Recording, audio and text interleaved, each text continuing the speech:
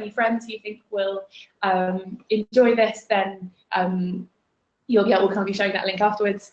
And yeah, and if you've got any issues with any of the sound or anything like that, let us know. We've got a couple people on hand to help out. So do get in touch if you're trying to hear us and can't, or kind of can't see the screen we're sharing.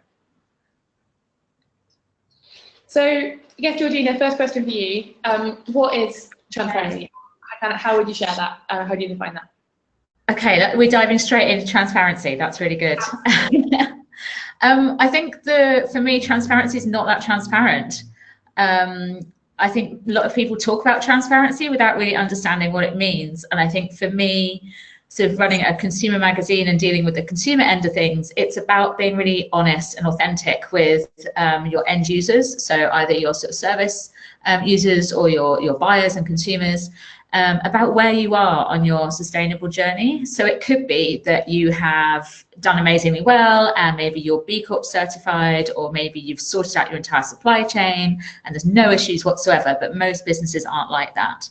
And I think really for me, the issue around transparency is actually drawing back the curtain and being honest about where you are in certain issues, how you're changing, how you're pivoting, where you want to get to, what sort of milestones that you're working towards. Maybe it's around carbon emissions, maybe it's about stripping out plastic packaging, and really communicating your efforts in all of those things to your consumers, because we're in a much more sort of information-rich world where people want to know what you're doing. And I think people want to, as we're talking about, vote with their wallet and support the brands where they can know with certainty that the money is going into a supply chain that they can feel good about. So for me, transparency isn't about ticking every box and being absolutely perfect. It's actually about just having that kind of level of honesty about where you are and where you want to get to.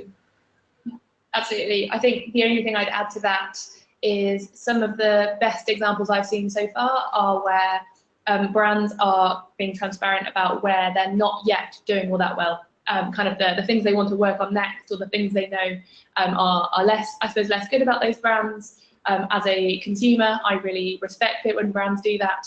And I think that's kind of a key part as well about this notion of transparency in brands, is actually being able to share. And it's very much along the line of being honest, but sharing when things are going really well, when you've made really good progress somewhere, but also where perhaps that hasn't happened yet. Absolutely, and I think it's one of those things that you don't expect like consumers to love you for admitting you're imperfect, but they will do, because you're actually showing that you care and that you're trying and that you have a purpose and that you've got a destination in mind and you're trying to get there.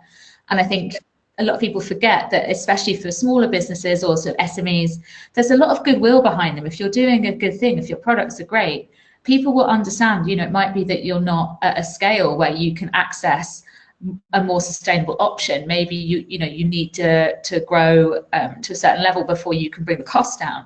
But it's about getting people on side and understanding what it's like to run a business and being transparent about that, rather than just having like a corporate name above the door and no one kind of knows what's going on behind there.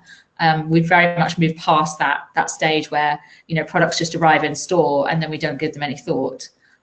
So I think it's engaging with that whole product journey. It's really, really important now. Absolutely. Brilliant. Well, here's a bit of the market context. This is some of the reasons why we're seeing a rise in transparency. So very much an increasing awareness of labour issues, and these are focused on fashion, but this is true across a number of industries. So personally, I first came across or kind of started thinking about supply chain transparency in 2014 after the Rana Plaza tragedy, and it's just one of those things that's really prompted us to think, to be more aware of these people involved in making our products. And then the second one is about waste. So if any of you have seen the War on Plastic or Blue Planet, they're very visual reminders of how all of these products that we use have waste associated with them, and kind of we have a bit of an issue with that as a culture. And then finally, the materials and kind of the raw materials, the inputs that go into this, and this is really tied into things like rainforest and kind of conserving biodiversity and that sort of thing. And again, these are three really big issues that have come up recently that we've been really aware of, and actually that quite a lot of businesses have been trying to respond to in some way, kind of in this market context, I guess, and that's why we're seeing transparency come up increasingly. Definitely, and I think 10 years ago or even 5 years ago, people were happy not to think about how your product arrived, and we talk very much on the magazine about how people never thought beyond the bin. You put it in the bin, that's it, it disappears. And I think we're far more aware now that actually it's a huge production chain before you use a product, after you use a product, and there's so much innovation and exciting opportunities in both ends of that supply chain. That I think people really want to understand how products are made now, and actually feel quite disenfranchised from knowing and understanding how products are made. It's much more complex than just like, someone knitting you a jumper in Scotland and sending it to you. It's, I think a lot of people on the sort of from the consumer side perhaps don't realize how many levels of supply chain there are, the complexities behind them. So I think actually helping to educate people about, perhaps you have a sort of international complex supply chain, talk to them about it and just educate them about how complex and difficult it is, because they'll have more understanding as you try and pivot to something that is more sustainable and have a bit more patience. A lot of people perhaps don't understand the ins and outs of your business. So I think, again, it goes back into that transparency point of view. And I think it'd be really nice to look at, I guess, a few of the examples of where brands are doing this well, and kind of how we're seeing that in the market. So I don't know if you've got any particular favourites, Georgina, of kind of examples you've seen recently of really, I guess, this rise in transparency and honesty from brands. I've got loads, actually, all across. I mean, we work across the fashion, food, lifestyle, all sorts of different industries, and it's really nice to actually see similar sort of curves of people sort of embracing this transparent approach. There's a couple of small fashion brands, and it is often the smaller brands that are leading the way in all of this stuff as well. So Origin Africa and Winad both are small independent fashion labels, but they've gone out and they've checked out every single textile factory. They've gone and sort of documented their entire supply chain. But what I really like is they then put that on their website and show you the videos of them meeting the garment workers, the cotton pickers, everything that's there. So you can see for yourself really clearly what they're doing and who they're doing it with. Lucy and Yak are another one. They're a British brand, and they make dungarees out of British hemp, and you can kind of trace all of their stuff back to fields in Britain, which is actually quite rare now for a fashion industry to have a very sort of domestic supply chain. And I think, if you're looking for this kind of information, the fact that it's available quickly and easily on a without really, for me, that's a massive tick. If you can see this stuff and you don't have to dive through reports and go looking for it without too much effort, then it's that makes me feel really good about people. Yeah, absolutely. Yeah, I think a couple of brands I was struck by when I suppose I first started looking into this as well was Beige Trainers. They have an incredible story of how they started, how their production works on their site. And Tonley, again, they're a small fashion brand, but they operate kind of on the zero waste model, and they're really very honest about kind of what waste they do produce and kind of how they deal with that. And some of the bigger names on this slide, like Amazon and M&S, I guess we're far from saying they're doing everything right at all, but it's really interesting to see that even the biggest players, even those who we think in some ways are so far behind the challenger brands, they're still, they realise that this is a part of the market needs now, and they're beginning very slowly to adapt to that. That's it. I think the days of sort of having a sort of quite opaque way of how you make your clothes or how you make your products is over, and we should embrace that and actually run with it. And like you said, a brand you just mentioned told you that they produce waste and how they deal with it, and I think as long as you can show you've thought about things and this is where you are, what you've got a plan, and you're honest about it, then I think it really goes a long way, not just improving sort of purchasing, but in building that loyal audience that we're all after. Absolutely. So here are 3 examples of disruptors. They look great on this screen, but there are so many more that kind of are on here as well. And actually, it'll be good to talk about some of the issues we find actually when we're trying to find some of these brands. One thing that comes up a lot is actually trying to understand what they're saying. You know, what does it actually mean when they say that, when they kind of divide that cost up? What does it mean when they're saying something's ethical or sustainable? I think that can be very confusing as a shopper. I think it is, and I think unfortunately the words ethical and sustainable are becoming almost meaningless. You know, people are shoving them in front of anything in the same way you put bespoke in front of something like a few years ago, and you know, they've become a shorthand for all these different issues. And when we've just put an A to Z guide together for ethical fashion to kind of give you a starting point for brands, and also a big sort of glossary and sort of, you know, entry-level information on how to sort of get involved in the ethical fashion industry. And when we were rating some various different brands, there were at least 28 different markers that we were looking at for how a fashion brand could be ethical. So I think that gives you some kind of element into the, you know, insight into the amount of issues that are in that particular industry. But I think it's the brands that are being really clear about what they mean when they say they're going to be, you know, an ethical brand. You know, and again, it's the smaller challenger brands that are really good at sort of explaining what they mean, where they're winning, where they're not. I mean, and also we talk a lot on site about there being, you know, everyone has their own sort of personal red lines, their personal preferences. You can have vegan shoes which are made of polyurethane, which is a plastic, but, you know, which are ethical because they're not using leather and they're vegan. That's really important. But they also use plastic. So you might have someone else who prefers to have a pair of shoes made from a leather offcut that would otherwise be waste.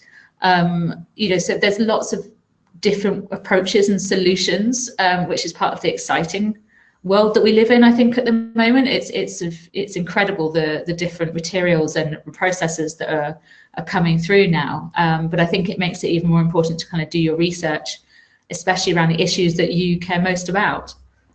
Yeah, absolutely. I think that's one thing we found is you find the brands that you feel comfortable with, that you find align with your values. It's such a key part of that. And I mean, here, you know, this is one of the stats that we're kind of hearing more and more actually recently. 7% of consumers are most interested in hearing about the sustainability impacts of the product they buy. And question for the audience here actually, if you want to pop it into the chat box or on Twitter, do you have one example of a sustainability impact story that you've heard from a brand that's just really stuck with you? Yeah, I mean, if you do, definitely share it with us. We'd love to hear it. One of mine was, I mentioned Beja trainers earlier. When I first started looking into them, they were talking about the different parts of the supply chain and lots of really cool stuff going on. But one thing that struck me was their logistics business. So the guys who literally put the shoes in the boxes in the post. They're a social enterprise that get kind of marginalised people back into work. And I was just so impressed that someone had sat down and thought about the logistics of that supply chain and kind of had put social impact into that. Yeah, I don't know if you've got another one like that, Georgina. Actually, quite similarly, just popped into my head. Actually, we've just been doing a bit of work with LSA International. They're a glassware company. You know, they're massive. They've been a heritage brand for decades, and they were talking the other day about how so not only is their new collection made of all recycled glass, that they've worked with the Eden Project and sort of keeping heritage skills alive, but they've also moved their entire boxing factory closer to their glass factory, I think in Germany, to cut down on sort of trucks and transport and air miles, and all of the boxes that brings the glass to the factory kind of gets repackaged and sent back out, so that they're not wasting supply chain packaging as well.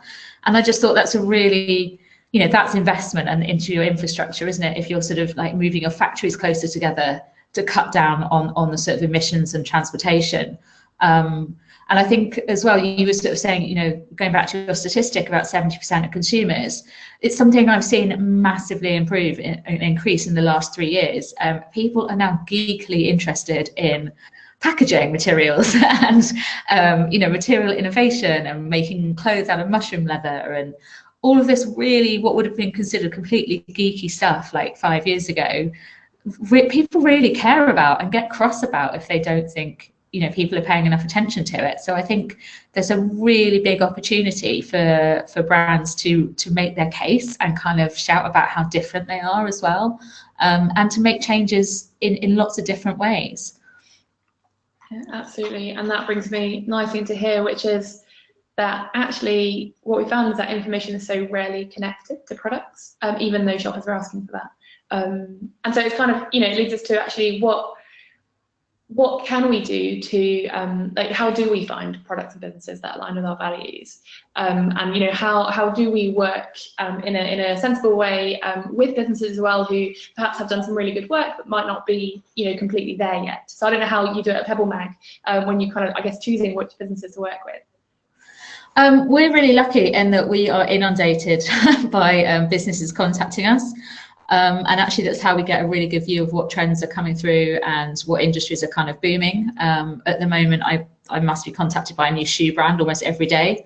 But I think there is this real disconnect between consumers knowing, they want to shop better and they want to shop their values, they want to support indie brands, and it's about finding them. So we have become a big portal for people to come and get ideas and find different brands, and we sort of have a product newsletter that sends out lots of information about new brands that you can test out. And then we have events as well where people can come and physically, try on the clothes and pick up the stuff that perhaps you'd only see online. But I think still there needs to be a lot more consolidation between a lot of the different brands to try and make it easier for consumers, because it's still not as easy as going to Amazon or going down to your local high street. But there are more apps coming through, and they're trying to sort of, I guess, pull together all the data that they have to make it easier for you. There's one just launched called Kogo, and they basically connect to your bank and they will tell you as you're spending money which brands that you spend money with support the living wage, and then they're going to roll out across lots of different sort of markers, so you'll be able to see instantly the level of kind of brands that you're supporting and what they're doing. So I think there's going to be lots more ways we can be clever with data to really fuel our sort of shopping knowledge. Yeah, absolutely. This is your upcoming physical event, which is really exciting. I'm going to try to go myself. Yeah. I mean, one thing that I found, when I'm shopping is actually keeping a record of places where I found things that are great, that I really love, that really align my values, and I've read a story that really, I really connect with. We put out a poll on social media yesterday, kind of asking people, where do you find these brands you connect with? And social media came up as a huge impact there. So kind of, if you're listening to this and you're a shopper trying to find new ideas, then it's definitely worth connecting with, I guess, influencers of this space, businesses and other shoppers looking for it, and then making your way to actually some of these physical events as well, to literally hold on to some of these products and see what they're like, not just on the internet. Definitely, and I think it's a really nice balance when a lot of these smaller sustainable brands are digitally based. We started our events earlier this year, and by the end of the year I think we've had 4,000 people in London that we'll have done events with, also through our doors, if you like. And it's one of the biggest bits of feedback we get back is it's so nice for consumers and traders to meet and for people to talk to you about your brand and ask you questions about your packaging and your supply chain, and pick up stuff and look at your packaging and look at everything that you're doing. And I think it's a really lovely counterbalance to the sort of digital world that we all live in. And you obviously see stuff on social media, it always looks great. Sometimes it's not as great in real life. So I think having that balance where you can kind of try stuff on or pick it up is a really good way of getting to grips with the brand as well, and really making sure they're doing what you want them to do. Absolutely. So there you go. This is another audience question. What values are most important to you? That it's something that comes up so much. Like Georgina said, there are brands doing amazing work in lots of different areas, and some of them will really resonate with you and others really won't. And that's fine. And I think actually one thing I've learned working in this space is trying to be perfect is just the enemy of done, pretty much. And just finding brands that resonate with your values is a really is kind of a really key part there. So yeah, send us anything that's really key for you, any values, send them in, or kind of pick them up a bit in the questions. But here, Georgina, this is the core of it. How can we help people to vote with their wallets? Okay, so for me, there's kind of four main aspects to stop this kind of overwhelm as well, because I get, I do a lot of talks, meet a lot of people, and some people are like, I don't know where to start. It's all just, it feels too difficult. Climate emergency sounds really scary. What can I do? And I think it's breaking it down and kind of going, okay, well, actually, you're going to buy stuff anyway, so making that a more conscious decision, supporting independent and sustainable brands is still really important. So for me, like you were saying, picking those values that you really care about and starting there and starting on a small scale. So it could be that you really care about cruelty-free makeup. It could be that you want everything to be plant-based, or it could be, you want everything to be organic, so organic cotton, obviously your food, makeup, and so on. And then kind of going from there. And like you were saying, I actually find Instagram is a really good way for finding the sort of smaller brands that you want to support. And then, obviously people like us, we do sort of big weekly roundups, all the new products we love, and we have endless rounds up on site for everything you could possibly want.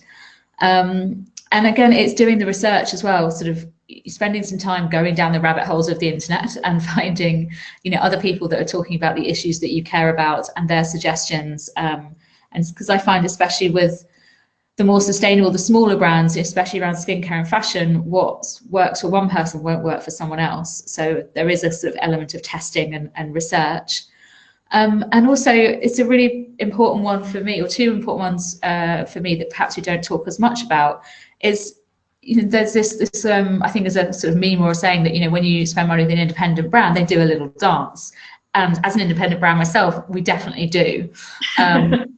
There's a definite sort of office little dance. And I think, you worked hard for your money. It isn't that easy to come by to build enough money to have, nice disposable income. And you really want that money to have a positive effect. You want it to do good.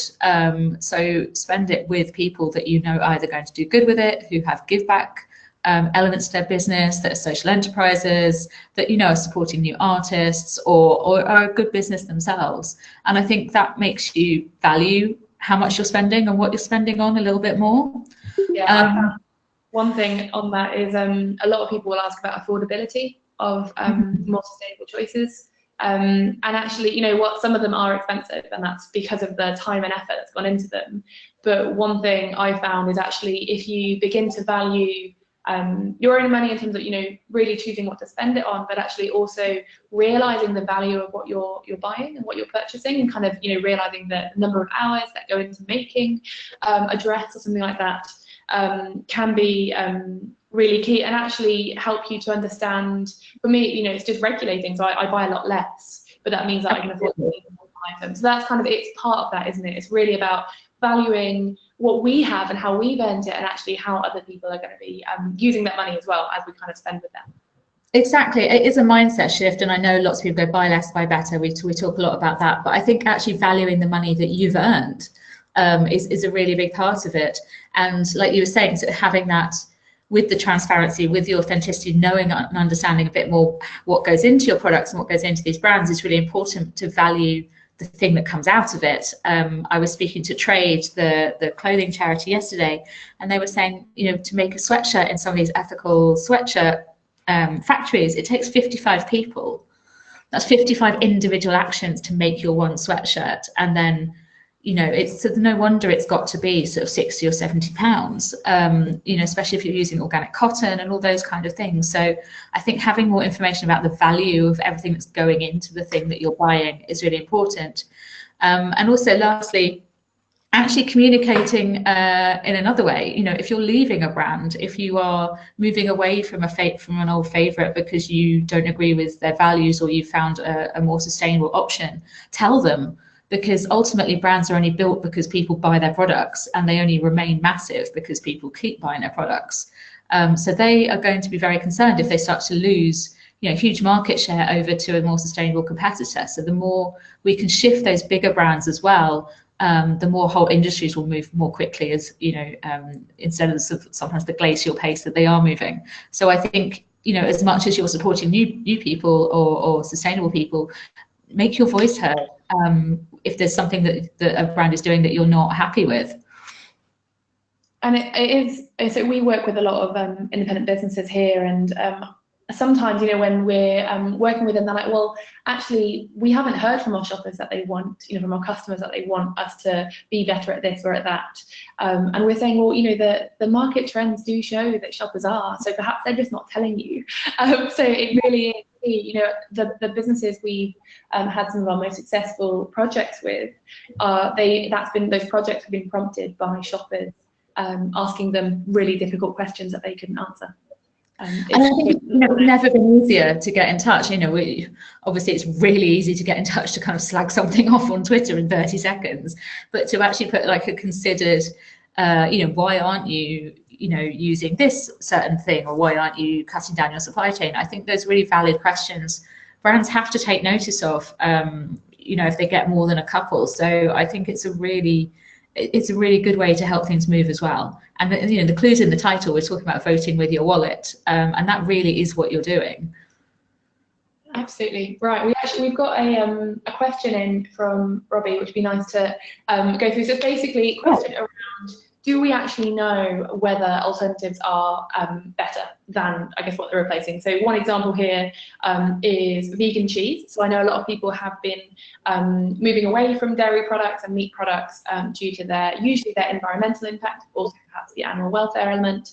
And actually, I'm going to guess, Robbie, this might be wrong, I'm going to guess you're doing things like the ingredients that go into these alternatives, so soy, cashew, that sort of thing, can actually be quite detrimental to the environment in which they're grown as well. So there can be, I suppose, unforeseen consequences to swapping to alternatives. So I guess, you know, Georgina, do we know enough about some of these alternatives before we start swapping, and what can we do if we feel like we don't?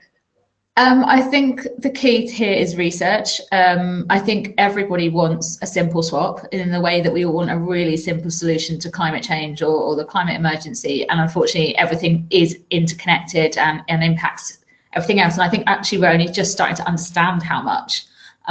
You know, we were all told to embrace avocados a year or two ago to be vegan, and actually it's had a massively detrimental impact on the sort of local economy and the sort of environment.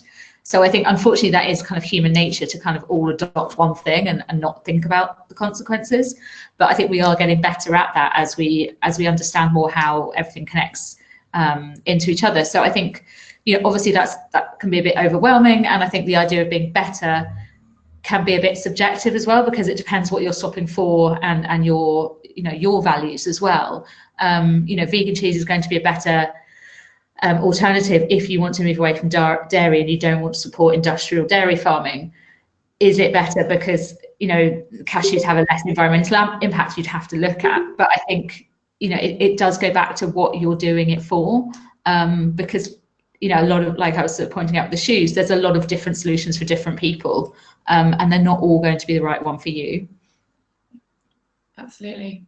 We're going to go through some of these a bit quickly as we're kind of coming to the end of our time. So I suppose this is one of my favourite diagrams in the world, which is effectively a really simple approach to how do we, you know, consume better, basically. And the idea is that, you know, you start by using what you have, then if you don't have it, you borrow it, then you swap it, you thrift it, you make it, you buy it. So it's an interesting way to just start thinking about, actually, if you're, I don't know, vegan cheese as an example, obviously it works less well with food, it works much better with fashion, but it's just starting to realise, actually, what do I really have available to me? What can I get for my friends and family? Do I know a dairy farmer?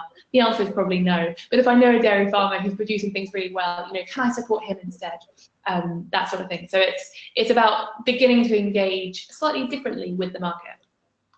That's it, and I think as well, looking at that lovely triangle, and it's one of my favourite illustrative diagrams as well.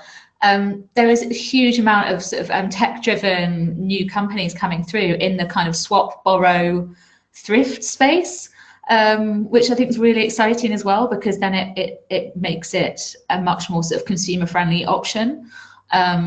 You know, the kind of thinking about like Olio, like the food peer-to-peer sort of giving and swapping network, and there's quite a few sort of rental clothing companies that are coming through. So hopefully those options in the middle will feel a little more friendly and a little less intimidating in the future. Absolutely. This is just a bit about who we are at Provenance. I mean, I guess you can find out a bit more about us online, but we work with brands to help them to be more transparent, to help them to be more honest, and really like to build trust with shoppers. We look a lot at the facts that sit behind a claim or kind of a story told by a brand. And really our ultimate aim is to help people to make more meaningful purchases. And this is one of our latest projects, effectively, working with Cult Beauty, who are in a beauty retailer here in the UK, and just actually adding some of these elements like support local community, or it's 100% recycled packaging, that sort of thing, adding that into your actual point where you're about to add to cart, and kind of helping you to make this decision. So we can share those links around afterwards for you to have a bit more of a look at. But if you have any questions about what we do or how to interact, just definitely drop those to us. This was a poll we shared yesterday, so I don't know what anyone on the webinar thinks. Where have you been most successful in finding this sort of information? Georgina, do you have a favourite when you're shopping? It's Instagram. If I take the press releasey kind of thing away from my inbox, it's Instagram generally, scrolling through and falling down rabbit holes. I've got a whole snapshot folder of things that I want to buy or companies that I need to get in touch with, usually. There you go. Mine's Twitter. People I follow on Twitter are people I buy things from. So that's our advice on that front. And then, yeah, how do you decide actually? If I don't know, you're buying something specific, you've narrowed it down to 3 options. How do you make that final decision? I think, obviously price does come into it, because you can't, that obviously is a factor for people. But I think as well, sometimes remembering things can be too good to be true, and just sort of doing your own investigations into what their claims are. Unfortunately, greenwashing exists and is a really big problem. There are brands that are taking advantage of people's desire to shop better and do better. But I also look at what a brand does in terms of philanthropy. So whether they're a social enterprise and they have a very clear sort of giving back method, whether they're a member of a B Corp, whether they're a B Corp, whether they're a member of 1% for the Planet, which is a group of companies giving away 1% of their revenue to charity.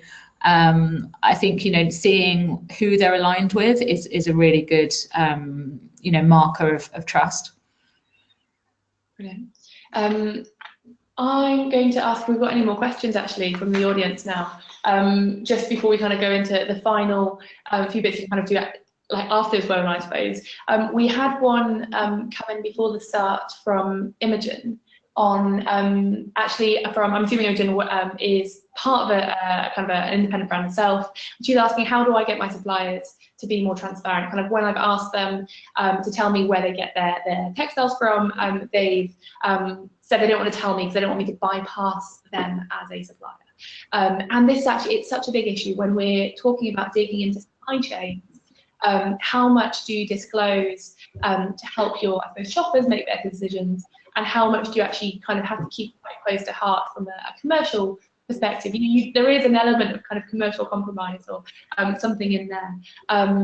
One thing we found at Provenance, we dig into a lot of supply chains with brands, and said there is always a balance to be found, but actually the best thing you can do is build up a really good relationship with your suppliers. And that can be from the start, from before, like doing your research, as you begin to buy things from businesses. So those that are already being very open about where their raw materials come from. And then actually, don't be afraid to talk about NDAs or similar agreements that can help you to understand more about the business without needing to share everything.